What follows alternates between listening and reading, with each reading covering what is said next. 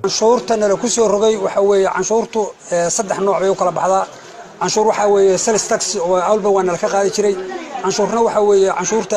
la yiraahdo canshuurta biriga la yiraahdo canshuurna waa canshuurta la yiraahdo dekadaha la yiraahdo midda haddana la ku soo rogay waa canshuurtii dekadaha weeye oo la ku kordhiyay oo boqolkiiba wax konton ka badan la saaray weeye canshuurtii biriga oo baalka loo jiray canshuurtii birigana waxa oo wasaare canshuurtii birigana waxa loo rogayaa la yiri bisha kowdeeda dekadaha la ka qaadayaa la yiri iyada oo dhamela oo boqolkiiba 20 sida ay nagu yiraahdeen qolada wasaaraddu ay nagu yiraahdeen boqolkiiba 20 baan idin kaga soo rogaynaa dekada waa sida odaygu sheegay waxa weeyaan cashuurahana lagu soo rogay oo aanan awoodeedii lahayn oo waxa weeyaan dhaqaalaha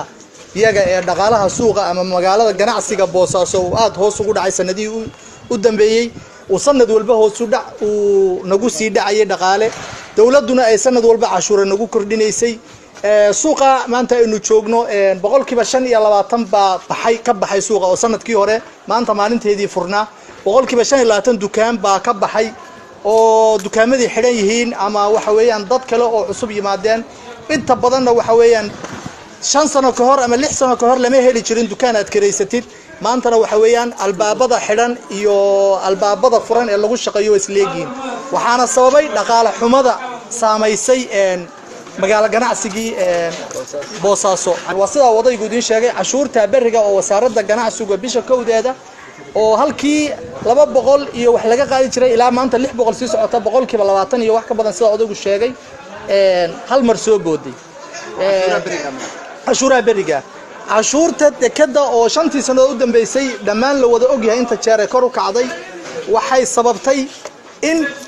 aanu la tartami kari weyno magaalada ganacsiga magaalada xeebeedkii ama magaalada ganacsiga ee dekada Boosaaso aan la tartami kari weyno alaabii ka soo degay dekada Berbera iyo dekada Xamar ay naga jabnaadeen oo anagu waxa weeyaan aanu u safarno inaanu